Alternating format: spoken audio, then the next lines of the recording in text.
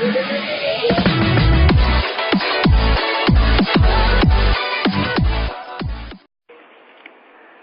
you, Aman.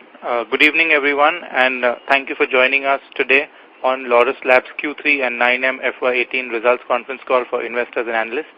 Today we have with us Dr. Satyanarayana Chava, CEO, and V.V. Ravi Kumar, Executive Director and CFO, and Munish Shah, Senior Manager, Investor Relations.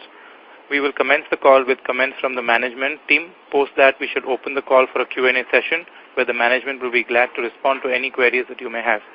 At this point, I would like to highlight that some statements that could be made or discussed on today's call may be forward-looking in nature.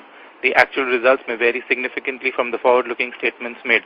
A detailed statement in this regard is available in Laurus's Q3FY18 results presentation, which has been shared by you earlier and is available on the stock exchange website.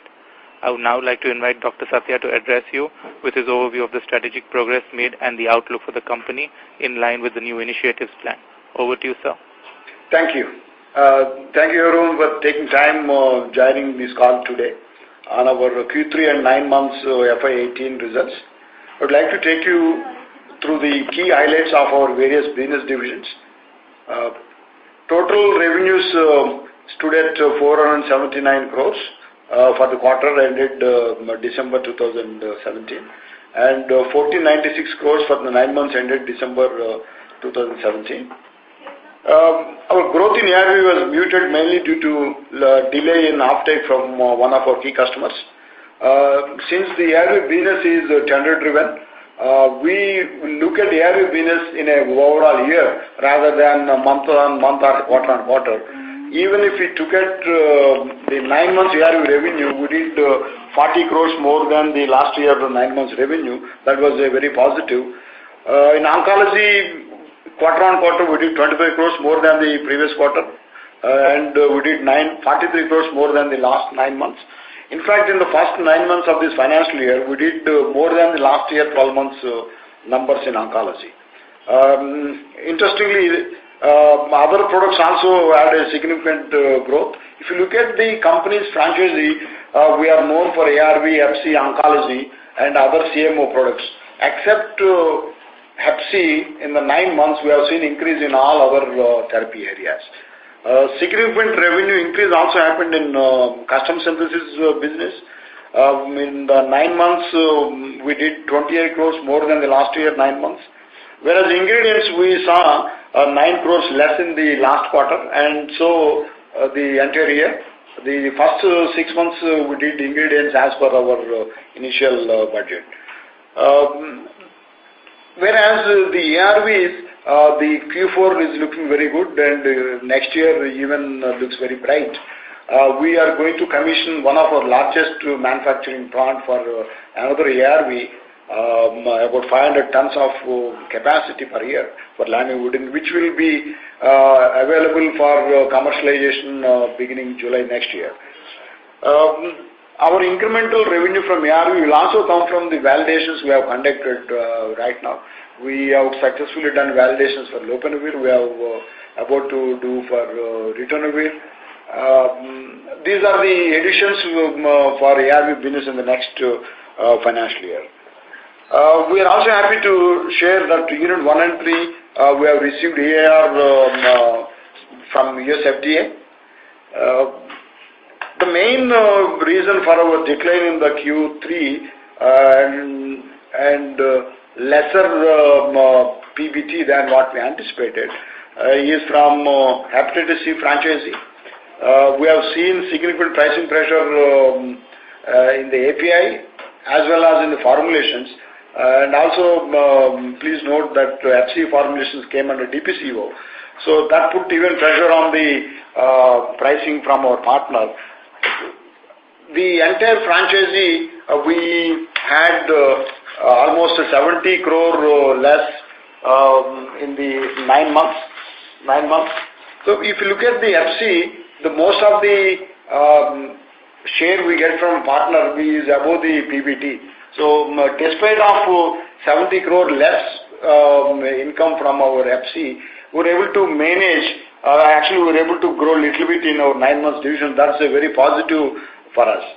When it comes to synthesis business, we have built a dedicated block for a partner, C2 Pharma, which we inaugurated, and one trial batches were completed.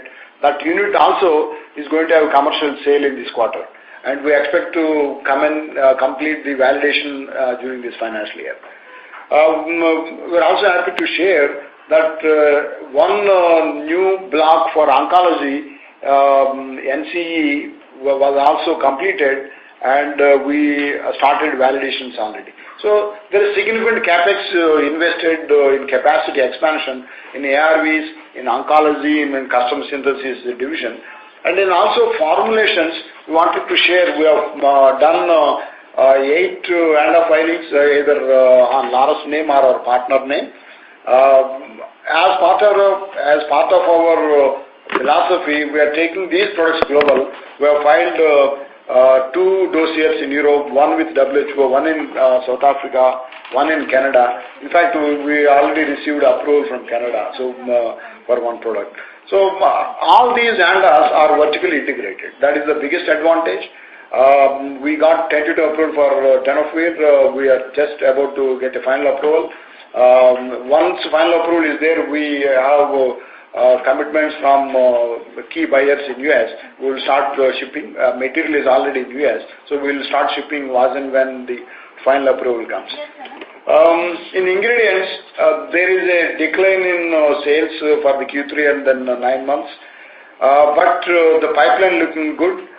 One of our key customers gave one product, new product, which is under validation right now. And we expect to do one more CMO product for the same customer in Europe, beginning of next financial year. The ingredients division, although there was a decline of 9 crores, but we expect to cover up in the Q4. In Unit 4, apart from creating capacities for synthesis and API division, we also created capacity for ingredients by putting up a natural extraction plant. With that, I would like to hand over to Ravi to share financial highlights. Thank you, Dr. Satya, and we very warm welcome to all the participants in the call.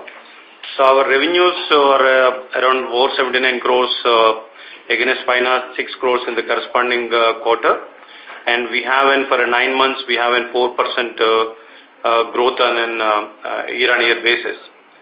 And the main, as Dr. Satya explained, the major contributor for the lower growth is the hepatitis C, and on a 9 months basis, ARV we still grown by 4%. And the ingredients, it is though it is less by 9 crores, but it will be compensated by Q4, and then we have enough orders. So one of the particular product to one customer in Europe, that product will not be dispatched in the third quarter. That will be dispatched in the fourth quarter. The deficit will be fulfilled in the fourth quarter time from the ingredients. So if synthesis is also doing good, both Aspen and non-Aspen business, both are doing good. And the one important point on the Unit 5, we started recovering the expenditure. We have started billing to the Aspen on the fixed expenses because though we have supplied an first validation quantity in October 2017, still there is an unrecovered fixed cost that is getting reimbursed from them. In the Q4, the production is in pipeline, and we are dispatching the more larger volume from the Unit 5. That also will be adding in the Q4 for a synthesis Aspen business. As Dr. Satya said, again I want to reiterate, we have completed the capacity creation for one of the NCE potent molecule, and the validation batch has already been begun. So with that, our EBITDA for 9 months, we have in the similar range of the EBITDA margins. So and of course the first 3 months, this third quarter, we have a 20.3% against the 22% of the previous corresponding quarter. Our borrowing cost has come down significantly for a 9 months time and 3 months time, and we expect in the future further reduction in the borrowing cost. So because our dollar revenues have been increased with one of our customer in India. Actually, we are billing in US dollar denomination instead of Indian rupees. So our borrowings in the US dollar will go up, and thereby our cost of funds will come down in the future quarters. And our EPS is 3.3 for the quarter and 11.5 rupees for 9 months. And the unit in this year, even in Unit 4 also inaugurated, and the expenditure for the Unit 4 operations already been begun. That is an additional thing. And if you look at the corresponding 9 months between FY18 and FY17, FY17 the Unit 5 expenditure was borne by the Laurus. Now that expenditure is being recovered. But this year Unit 4 is being added to the expenditure side, and then it is charging to the P&L account. We have incurred a capex of around 292 crores. Our borrowings are around 1050 crore. Total consolidated borrowings are around 1050 crore. This all from my side. Now I request moderator to open the lines for the questions. Thank you. Thank you very much. Ladies and gentlemen, we will now begin the question and answer session. Anyone who wishes to ask a question may press star and 1 on the touchtone telephone. If you wish to remove yourself from the question queue, you may press star and 2. Participants are requested to use handsets while asking a question. Ladies and gentlemen, we will wait for a moment while the question queue assembles.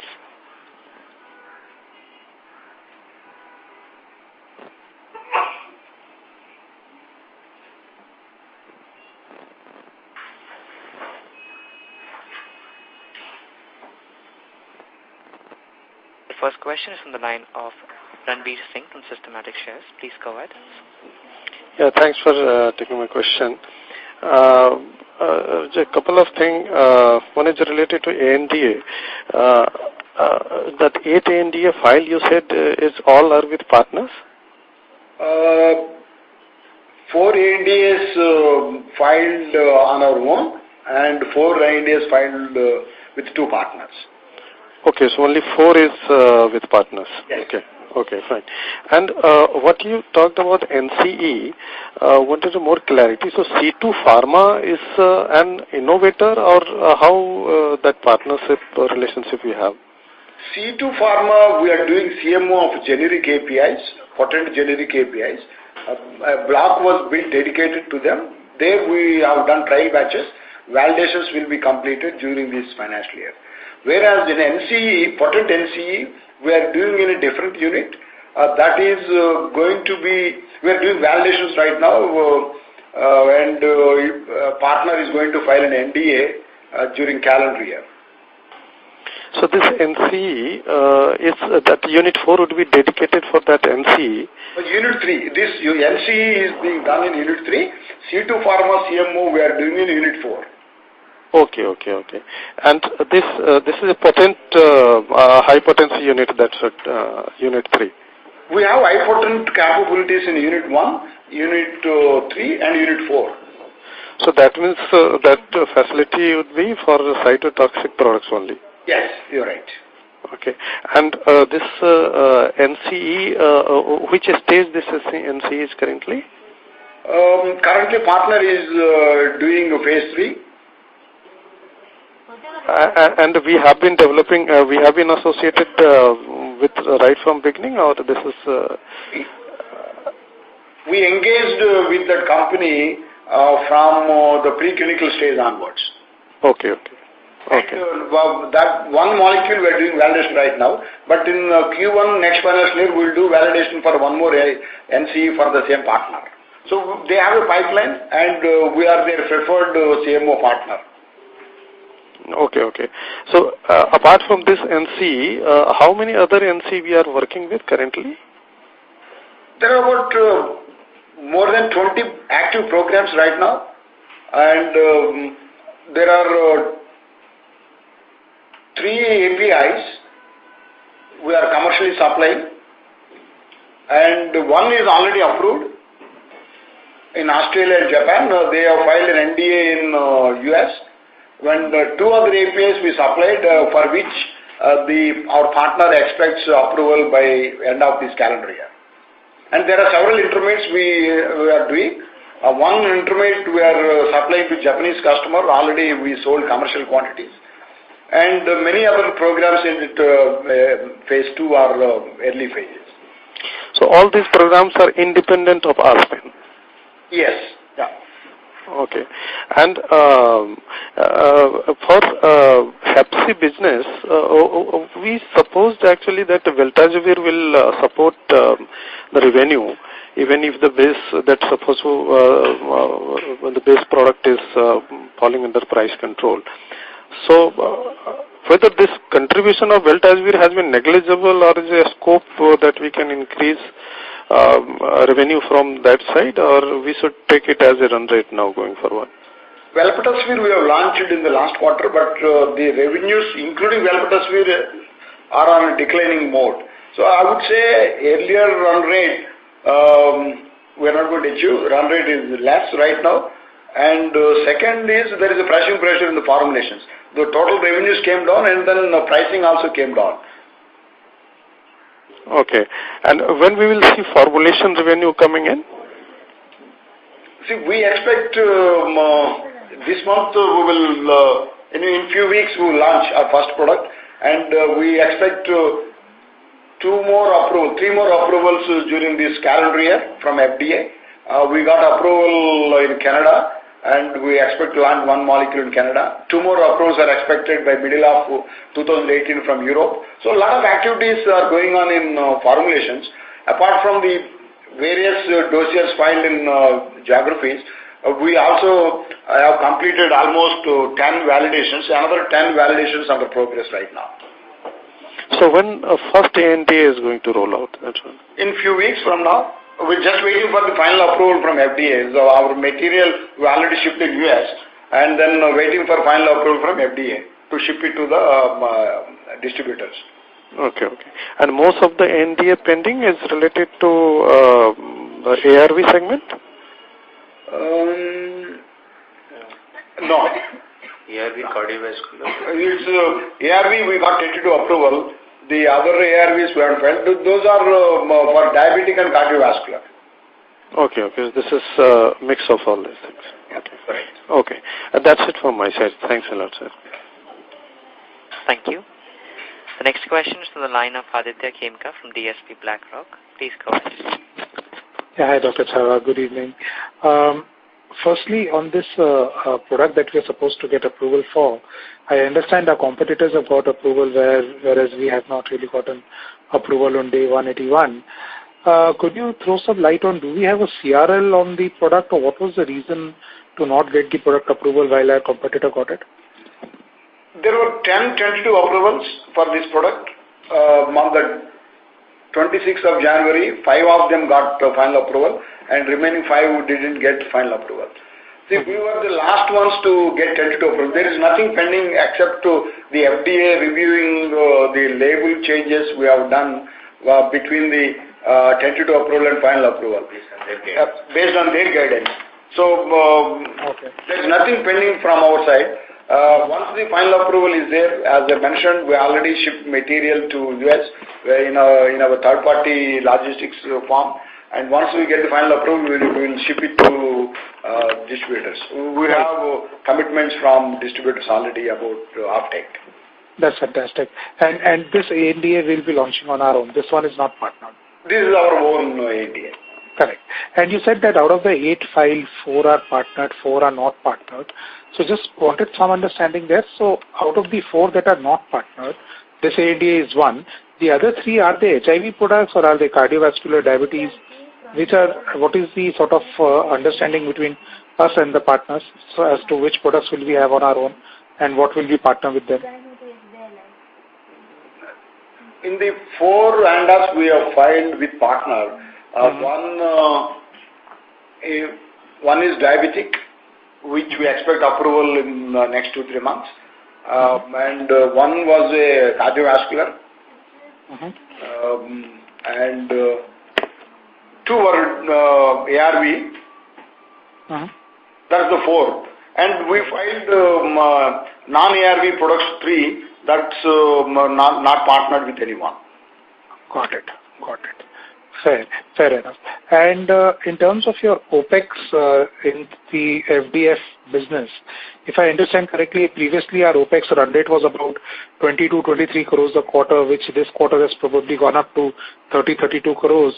Could you just help me understand what led to that increase in finished dosage formulation OPEX?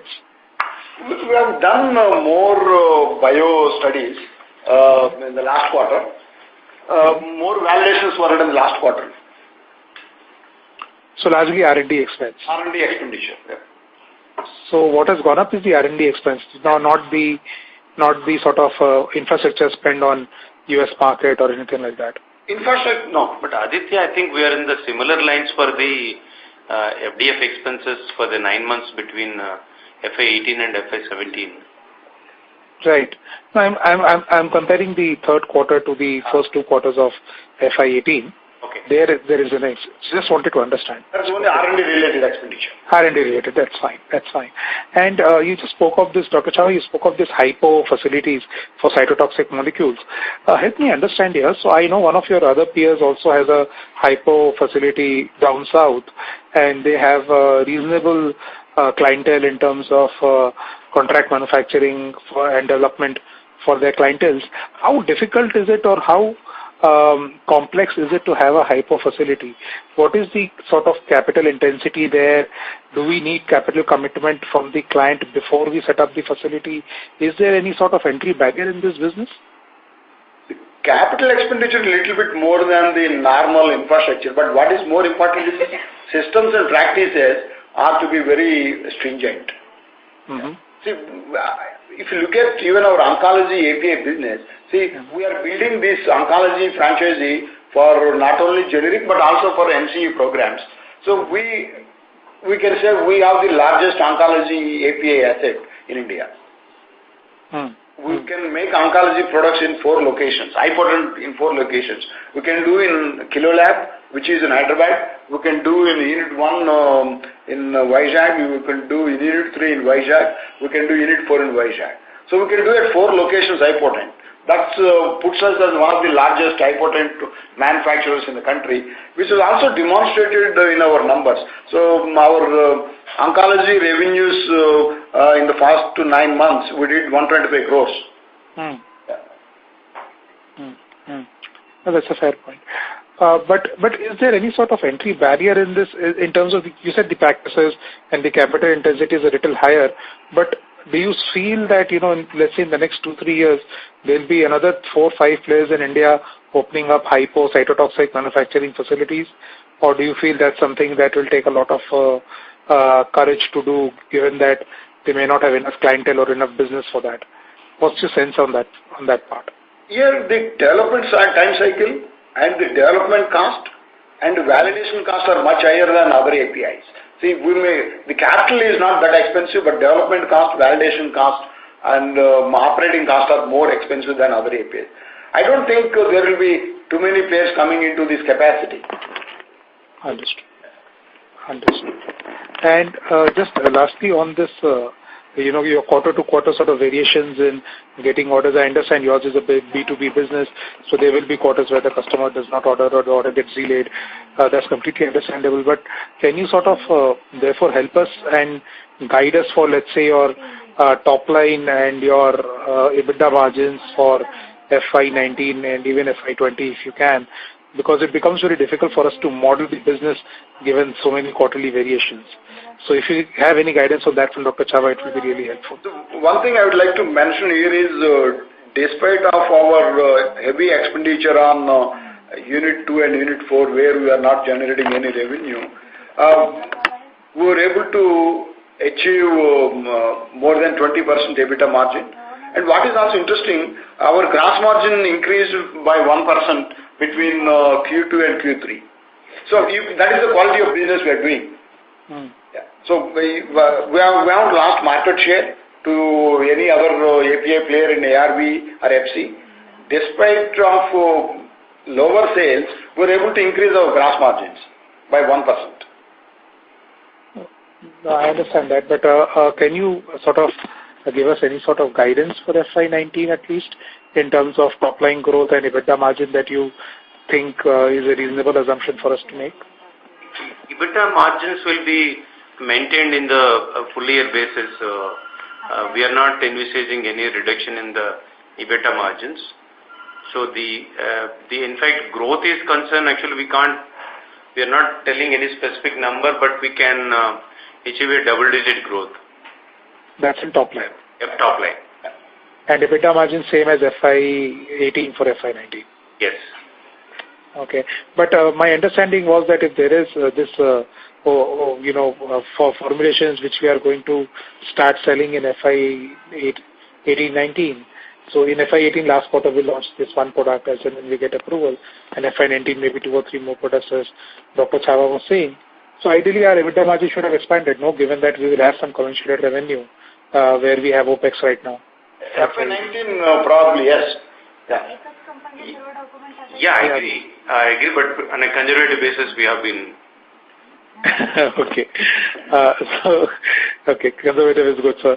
And just one last question, if I may, on this US front end that we have spoken of, and sorry, before that, we have 2 partners, right? We have Rising, we have NATCO, and we have Dr. Reddy's. So Rising and Dr. Reddy's both are for the United States. So I was going through your investor presentation. A minor question there. I think in Dr. Reddy's you said in the presentation that there is a profit and cost sharing, whereas in Rising you said there is a profit sharing. In both cases, in all the 3 cases, it's a profit and cost sharing is there. Okay, in all the 3 cases there's a profit and cost sharing. I think it's a typo if at all we haven't. Yeah, so I think in the presentation Rising mentions only profit sharing, whereas Dr. Reddy's mentions profit and cost. Thanks, we'll change it. Thanks for your observation. No problem.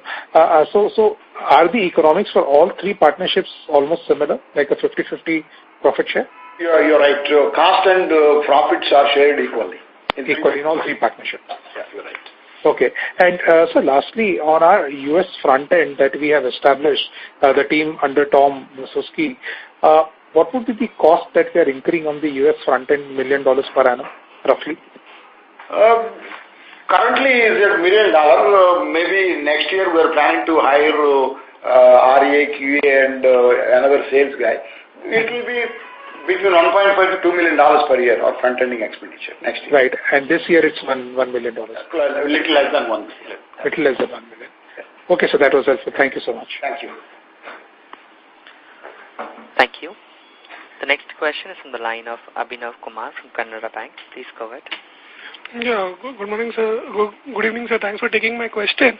Just wanted to understand on your Hep C business, there's been a kind of drop in the volumes. Can you just explain what has gone wrong there?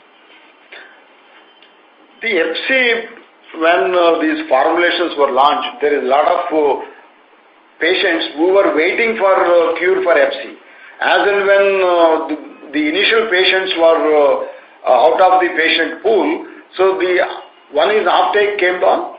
Okay. And second, the pricing pressure was also there. Okay. So the sales came down and pricing pressure was also there. Yeah, so one more thing, sir, on ARV, are we expecting any new tenders to come out on ARV? And how are we placed? I think ARVs, the new tenders keep coming regularly. And in the Q3, we had some shortfall because one of our key customers didn't get any orders. Right. But any good tender coming up now? Anything worth looking out?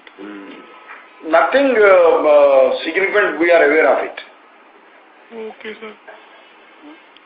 Okay, sir. Then that's all from my side. Thanks for taking my question. And all the best for the future. Thank you. Thank you. A reminder to our participants, anyone who wishes to ask a question at this time, they may please press star and 1. The next question is from the line of Charulata Gaidni from the Lal & Broacha. Please go ahead. Hi, my question pertains to the oncology business. There has been a good growth. Can we treat this as a run rate for the future? Definitely, yes. Yeah. Okay. And my second question pertains to Hep C pricing. With the lower pricing and it coming under the PCO, you think there will be a overall margin impact because that was a substantial portion of the revenue? If you look at in the 3 quarters of the current financial year, although we got 70 crore less revenue from FC and almost 60 crore gross margin less from FC, our profits were down only by 11 crores when compared to the last quarter. Quarter on quarter. But 9 months we were able to maintain profitability despite getting 60 crore less gross margin for FC business. Okay, but I think the real decline happened in Q2 and Q3. Yes, you're right. Yeah. So going forward, Hep C should not see much growth, right? We expect they may not see much growth, but we don't expect further decline also. Okay. So what kind of growth you think is sustainable going forward? The current level of revenue, we will do it on a FC basis. Okay. Okay. And in terms of margins, EBITDA margins? We expect to maintain at the similar level of 9 months, and then this fourth quarter also there may be a slight marginal improvement. So. Okay. Okay, fine. Thank you. Thank you. Thank you. The next question is from the line of Dinesh Pathak from Goldman Sachs Asset Management. Please go ahead. Yeah, thank you. The tenofovir ANDA approval is linked to the February inspection of Unit 2? No. So we already got tentative approval and we have received EAR for that facility. We were the last company to get a tentative approval, and then we put up an application for final approval second week of December, and we got response last week that is under review. There are no queries on, nothing is pending, only label review is going on. We may expect approval anytime. And there is no profit share, right? This is our own ANDA. Yeah. So there will only be marketing and front-end related expenses, but all profits will be yours, right? Yeah, you're right. What is your fair share you expect to have in this molecule? Highly competitive, it seems. The molecule became very competitive, but we have some commitments from distributors to take. We have already stock in the US, so we are expecting good share, but we can't tell you right now. Okay. And the finished dosage OPEX, that comes in the P&L has 2 elements, right? One is the R&D part to it, and the other is the operating expense of the plants. So based on the data that you share in the presentation and what you shared, in the prior calls, and if I have my numbers correct, so I'm just looking at the finished dosage formulation OPEX part, excluding the R&D part of it. That expense has gone up from 12 crores in the June quarter of 2017 to now 21 crores in December quarter. And I don't think we have operationalized any new formulation plant or anything. So what is driving this?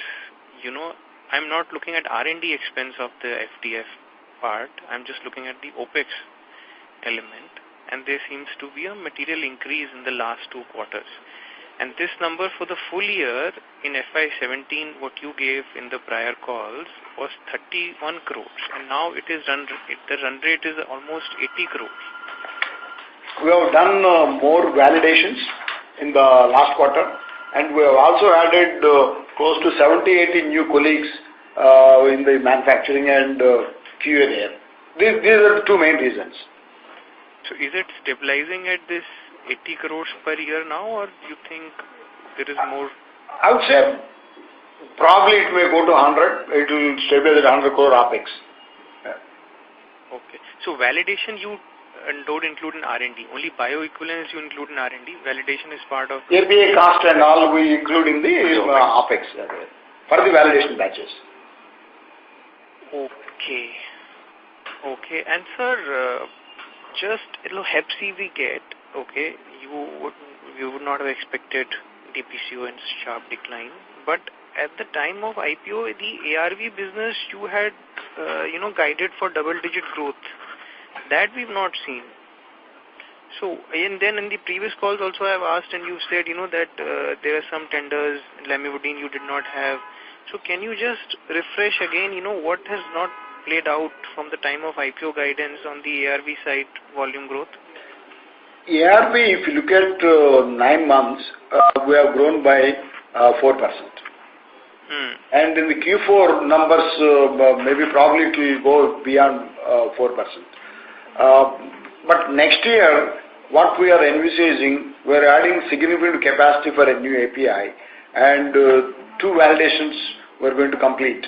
So that will improve our ARV revenue significantly in next financial year.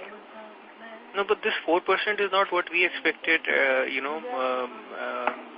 you had come for the IPO roadshow, and this is also not what you had guided. So what has not gone well in FY18 for 9 to 4% growth in the ARV?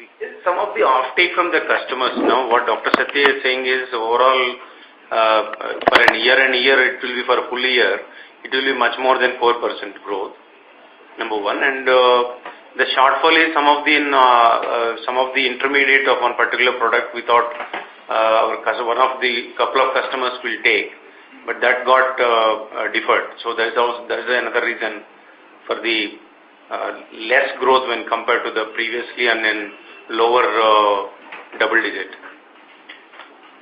Okay, so next year ARV should be double-digit volume growth. Definitely, And oncology and other Hep C, I'm assuming, would be stable. Then synthesis business also should be very high growth for us, right? Because it's just ramping off from low base. You're right. You're right. Okay, and then we have the finished dosage formulation. So it should be a very good year, right, next year. But you sounded very subdued in your guidance when you said, just double-digit, low double-digit growth. See, we in other segments other than FDF, we could be very confident because we know it very clear. See, new approvals, new market, how much market share we get in FDF. So we are a little bit conservative in projecting FDF sales. Otherwise, the business looks very good for us. Okay. Great, sir. Thank you. Thank you. Thank you. A reminder to our participants, anyone who wishes to ask a question at this time, they may please press star and 1. We have the next question from the line of Saravnan from Unifi Capital. Please go ahead. Good evening, sir. Thanks for taking my question. In terms of tax rates, we've seen some higher rates compared to last year. So what would it be for the full year? This similar range we will have for around 28%. The reason for the increase is you are aware that the Government of India has reduced weighted deduction for an R&D expenditure from 200% to 150%. That is the main reason. So even the next financial year, the tax rates would be around this range, 28%? Around this range. Once we get profits from the Unit 5 and Unit 2, these 2 units are exigent units, then the tax rate will change. So those profits will be exempted. Oh, okay. So in FY19, tax rate could be lower than the effective tax rate of FY18? Very slightly. I don't think too much lower, but similar range we are expecting. Understood. And in terms of Q4 of last year, did we have some one-time sort of income? Because Q4 profits were around, I think, 70 plus crores last financial year. So was there any one-off element there? No. We supplied significant volumes of ARVs for European launches. And we are also planning to refill the ARV APIs in Q4 again. So that's the only change. Otherwise, there is no one-time benefit. Okay. So even this Q4 of this financial year also, you expect equally good... Yeah, we started supplying again ARV APIs to Europe. Okay. Fine, sir. Fine. Thank you. Thanks for taking my question. Thank you. Thank you. The next question is from the line of Aditya Kimka from the SP platform. Please go ahead. Yeah, so thanks for taking the follow-up. So we have filed 8 ANDAs in the United States, and if my understanding is correct, generally for these 8 sort of finished dosage formulations, that ANDA file could be submitted to pretty much any other country to get approval for in that country, for instance, UK, Europe, Australia, New Zealand, or, Africa. So my question is that when we have spent the money to do the R&D work for these 8 formulations, are we therefore, also planning to submit these dossiers in other jurisdictions like the other countries that I mentioned, so that we can use our formulation capacity better? We have done already 2 of these products we have filed in Europe, one with WHO, one with South Africa, one with Canada. In fact, one of the file we filed with the FDA, we filed with DCGI in India also. So we were using that product for global development approach. Yes, so my question is that when we filed 8 in the US, why restrict ourselves to only 2 in Europe, 1 in Africa, 1 in Canada? Why not 8 in Europe, 8 in Africa, 8 in Canada? No, because of, there are 2 reasons. One is in Europe, because of the SPC protection, in US you can file after 5 years of launch, after the NC exclusivity is over. Whereas in Europe, you have to wait for 10 years. And in some cases, we have to do different bios for different regions. For example, in Africa, there is no market for some of the cardiovascular diabetic, only market for the ARVs. So wherever there is a possibility, we are expanding our geographical filing for these products. See, when people are asking, we are not saying cumulatively we have filed 20 files. We are saying 8 products we have filed, some in multiple geographies, some in US. Got it. And sir, you also made a statement in the investor release where you said 20 validations have been done. Does this mean that your pipeline of ANDAs in US is about 20? Yeah, you're right, yes. So there is 20 products that you can file in the US in the near future. See, our infrastructure was geared up to do 10 new products filings every year.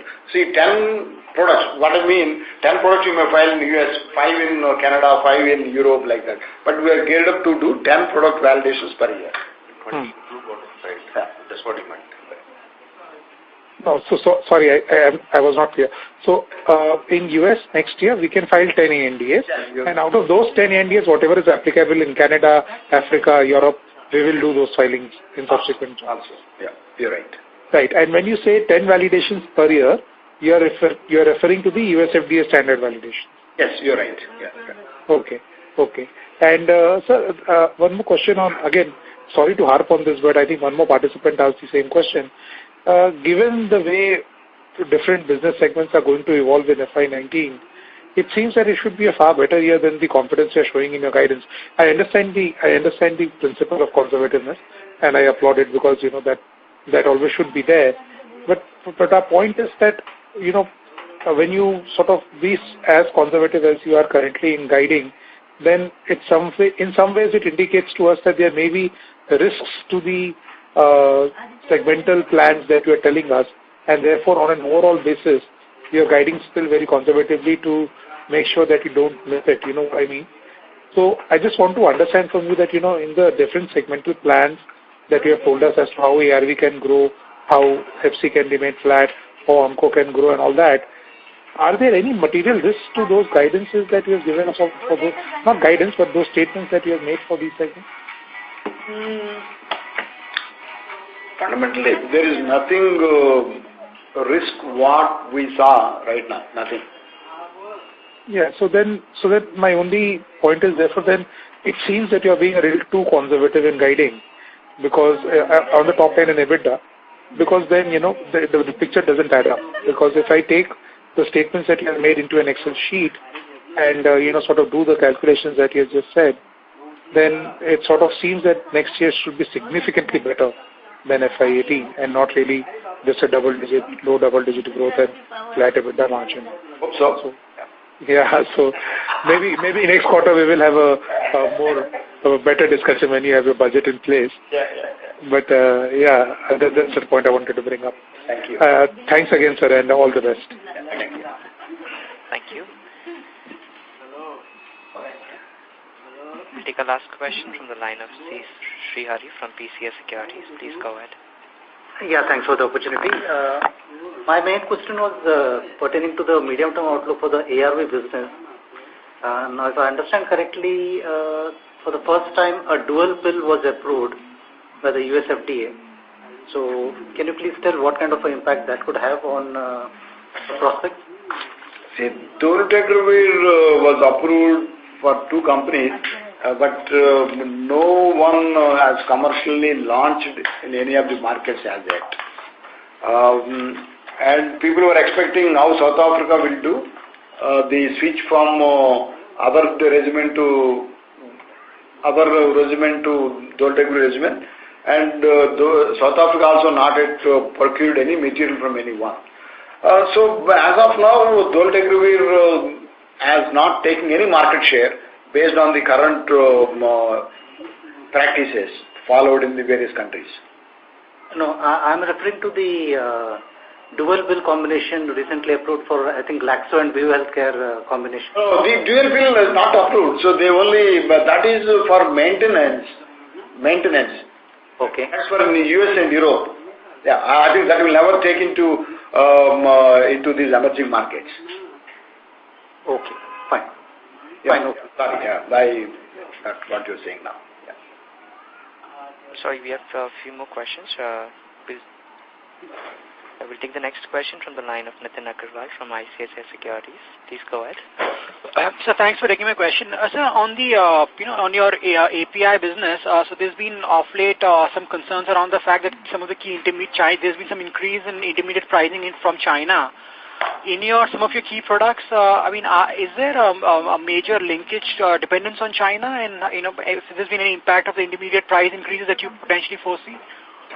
There were increases of intermediate prices from China, but we were able to weather that very comfortably. It was also demonstrated that we improved our gross margin by 1% despite of that. So that per se is not really a concern for us, when we look through the next year or so. It's kind of a lost opportunity. Had there not be a price increase from Chinese guys, we could have made more margin. I'll put it that way. Otherwise, the price increases of intermediates is not hurting our margins right now. Okay. Secondly, on the custom synthesis business, although you've talked about a little about it earlier in the call, when you look through the next couple of years, what are the milestones we should watch out for the custom synthesis business, sir? The Unit 5 commercialization, commercial supplies to Aspen from Unit 5, and our custom synthesis NC supplies from Unit 3, and also the potent molecule supplies from Unit 4. And sir, at what points of time do these supplies will begin to become meaningful in our numbers, in your assessment? The next year we will supply 2 products validations from Unit 3, and FY20 we will start commercial supplies from Unit 4 to our partner, put it that way. So FY19 there is one trigger, the commercial validations from Unit 3, and then 20 will be Unit 4 commercial manufacturing. And sir, how do you see the Aspen contract playing through in terms of scale up? See, in Aspen contract, I think the end of next financial year, FY19, maybe we will fully commercializing all products what are there in the pipeline. So full potential for Aspen contract will be achieved by probably end of FY19 or early 20, maybe probably early 20.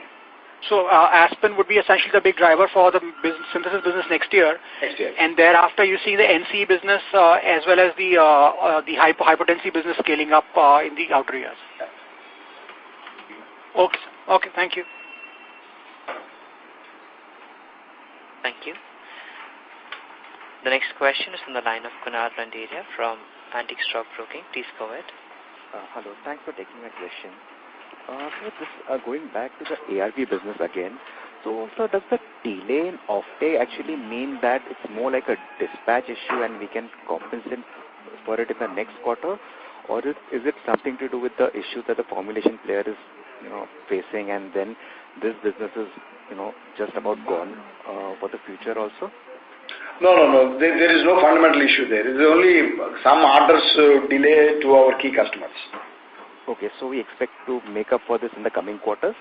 Yes, you're right. All right. And just one more financial question. So do we foresee any increase in debt in the near future? We are evaluating. Right now our long-term debt is only 250 crore and which will be payable in the next 3 years' time. We are thinking at this moment we are at 1,050 crore level debt. If at all we take maybe in another 100 crore, not more than that. Okay. Thanks for taking the question. Thank you. The next question from the line of Tushar Manudhane from Motilal Oswal. Please go ahead. So just on this oncology NC space, this would be the cost plus markup kind of arrangement, right, with the innovator? No. That's not a cost plus model. It is a quotation driven model. We give a quotation based on our RM cost, our inputs, and significant margins built in there. It is not a cost plus model. One of the largest gross margin. So basically it's not a profit sharing, it would be quotation based. It's a quotation based, yeah. And so let's say if the peak period, whenever that NC peak sales becomes, hypothetically assuming it to be $1 billion, that time how much would be the API sales for us, and effectively how many years it would take, like 3-4 years or more than that? We don't want to predict how much sales it will get, but what we can predict is we expect, depending on the positive outcomes in phase 3, they will launch in FY20. They would launch in FY20. So our commercial supplies will start in FY20. Understood. And with respect to the ANDAs where you're expecting 3 approvals in CY18, do we have target action dates for those? Oh yeah, for all of those, yes. Yeah. Spread out over CY18. One target action date in March, one in June, one in December. Yeah. And how, any status on metformin? Metformin, we got a new target action date in July. So that is, but the queries with respect to metformin, has this been resolved or they are in? Resolved. We already it went into the new cycle, but otherwise everything is resolved there. There is no pending. Understood. But then that doesn't mean that the approval can be early. We'll have to wait till July. We don't know. 6 months is a long time, so just... I know. But there is nothing pending response from outside. Everything is closed. Okay, so that's all. Thanks. That's it from my side. Thank you. Ladies and gentlemen, that was the last question. I now hand the conference over to the management for their closing comments. Thank you, and over to you. Thanks everyone for participating in this conference call and your very insightful questions. Thanks. Thank you. Thank you very much.